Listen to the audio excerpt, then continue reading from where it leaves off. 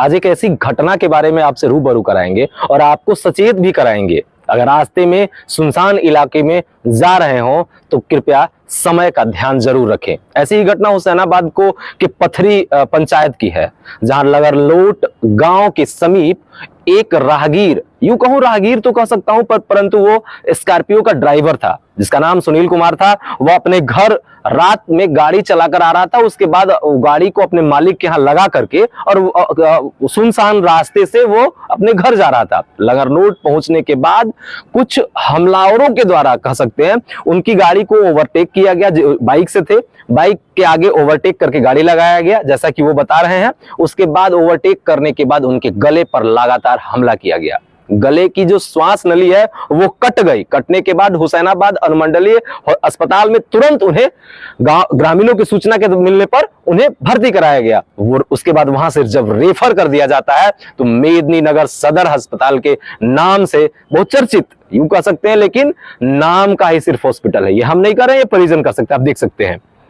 वहां लाया गया, उसके बाद वहां से भी रांची रिम्स रेफर कर दिया गया। वहां के जो मुखिया थे, उनके मुखिया के द्वारा बताया गया कि आशी केयर हॉस्पिटल एक है जहां तुरंत इलाज हो सकती है और जान को भी बचाया जा सकता है। तो वो परिजन अपनी जान के खखन, जो बोलते हैं ना, जान के खखन में आकर के आशी केयर हॉस्पिटल में भर्ती कराया। भर्ती कराने के बाद यहाँ के डॉक्टरों की टीम, यहाँ की नर्स की टीम, यहाँ के सभी स्टाफ, अमूमन मालिक तक भी खड़े रहे। ब्लड की व्यवस्था, कहा जाए अमूमन हर एक चीज की व्यवस्था परिपूर्ण ढंग से की गई। उसके बाद लगातार 4 घंटे की चली ऑपरेशन और जिसमें 2-2 सर्जरी हुई।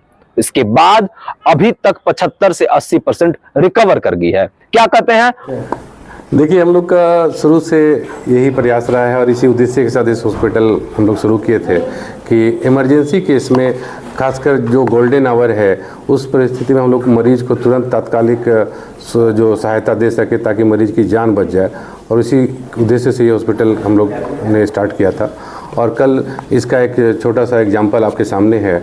जब हम लोग को सूचना मिली कि एक पेशेंट आ रहा है जिसका गला कटा हुआ है, इनफैक्ट रेता हुआ था गला, और पेशेंट अनकॉन्शियस स्थिति में आया था हमारे पास, पूरा हैवी ब्लीडिंग था। तुरंत इमीडिएट इमरजेंसी सर्जरी करने की आवश्यकता थी। हम लोगों ने तुरंत डॉक्टर रवीश से बात किया। रवीश जी आ गए रात में। एनेस्थेटिक की एक समस्या रही है पलामू में, शुरू से प्रॉपर एनेस्थेटिक मिलते नहीं है, लेकिन हमने डॉक्टर मनीषा मैडम से बात किया। मनीषा मैडम भी तैयार हो गई कि नहीं, जान बचाने की बात है तो मैं आ जाती हूँ। हमारे सर्जन आए और हमारे असिस्टेंट सर्जन, ड्यूटी डॉक्टर, पूरी टीम लगी हुई थी, ओटी असिस्टेंट, पूरा हॉस्पिटल लगा हुआ था। और रात 4 घंटे तक लगातार सर्जरी चली और ये काफ़ी सेटिस्फाइंग है। अंत में ये आप लोगों के सामने ये बताना कि मरीज़ की स्थिति ठीक है अभी, और उसका 3 ऑपरेशन हुआ रात में, और अभी उसका पाइप लगा हुआ है।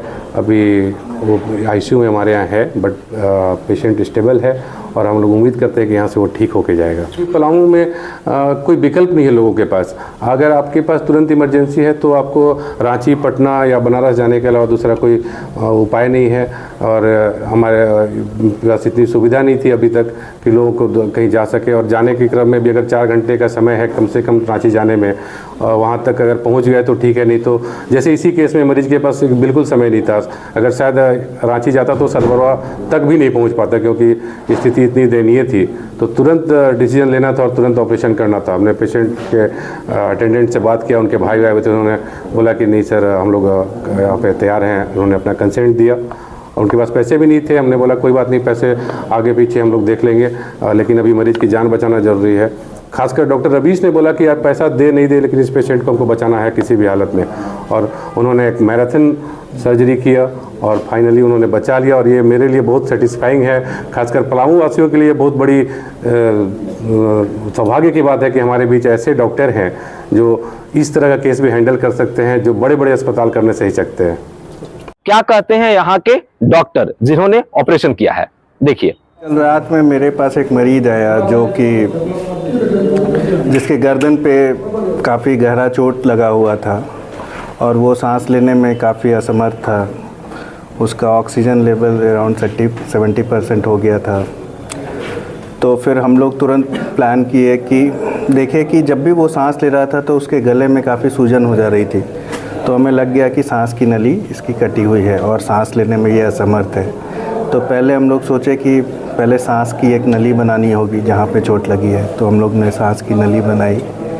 फिर पेशेंट को 4 घंटे हम लोग ऑपरेशन थिएटर में सांस की नली बनाए। फिर जो भी खून की नली जो कट गई थी सारे को बंद किए, और फिर जो सांस की नली जो कट गई थी उसको फिर रिपेयर किए हम लोग। अभी मरीज़ ठीक है, अभी स्टेबल है हमारा मरीज़। चैलेंजिंग तो बहुत था क्योंकि टाइम का बहुत अहमियत है इसमें। आपके पास टाइम बहुत कम रहता है डिसीज़न लेने का, और ये पेशेंट अगर रांची जाता तो रांची तक पहुंच ही नहीं पाता। तो हम लोग को रिस्क तो लेना ही था। बीइंग अ सर्जन आपको तो कुछ तो करना ही है मरीज़ के लिए। अगर आप हैं तो आपको रिस्क लेना ही है, और रिस्की होता है। आगे भी क्या इसके साथ तो और भी ऑपरेशन किया है? अभी ये तो स्टेज 1 है। अभी देखना है कि और क्या क्या प्रॉब्लम है ट्रैकिया में और कहाँ कहाँ कटा है। अभी तो लाइफ सेविंग प्रोसीजर हुआ है, ठीक है। इसके बाद देखते हैं सेकेंड या थर्ड फेज़ में और क्या क्या कर सकते हैं इनका। हॉस्पिटल की क्या भूमिका रही? हॉस्पिटल के स्टाफ और हॉस्पिटल के ऑनर खास करके जो हैं, और ये लोग तो काफ़ी हेल्पफुल हैं, और इन्होंने 10 मिनट के अंदर सारा ब्लड, सारे स्टाफ, सारे लोग 10 मिनट के अंदर सारे लोग तैयार हो गए, और लोग हमेशा सपोर्ट किए, बैकअप किए कि हम लोग कर सकते हैं, और हम लोग किए। हमारी एक कंप्लीट टीम थी, लोग मिलके सर्जरी किए। मरीज की कंडीशन क्या है? कितने सवाल?